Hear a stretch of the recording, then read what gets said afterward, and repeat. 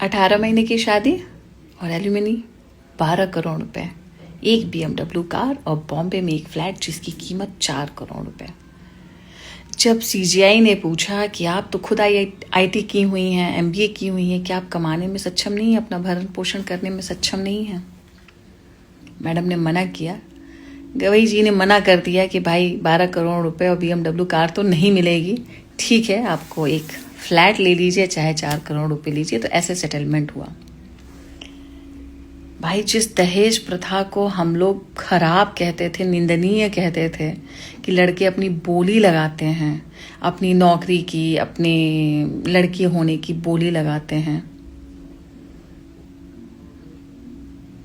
अब लड़कियां वही काम शुरू कर दी। उन्होंने अपनी बोली लगानी शुरू कर दी। 18 महीने का रिश्ता, इतनी बड़ी इनकम, कहीं ये बिजनेस तो नहीं बन रहा है? इसीलिए लड़के शादी करने से कतरा रहे हैं, क्योंकि उनकी लाइबिलिटी फिक्स हो जाएगी। दूसरा किस्सा, शादी 2 रुपए में हुई, एल्यूमिनी मांगी गई 2 लाख। एक रिक्शा चालक जिसने लोन पे अपना रिक्शा लिया हुआ था, उसने फिर पर्सनल लोन लिया।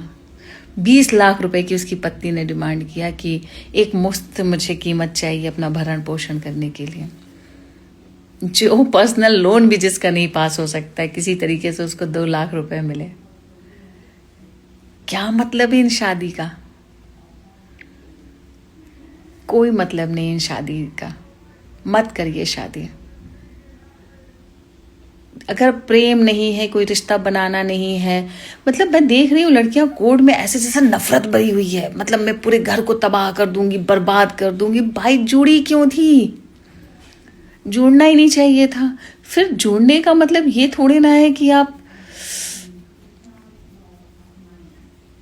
किसी से जुड़कर जब अलग हुआ जाता है तो मीठी यादें छोड़ी जाती हैं।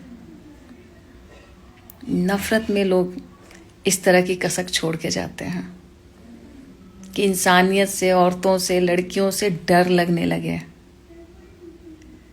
और ये समाज में बहुत तेजी से बढ़ रहा है, बहुत तेजी से बढ़ रहा है।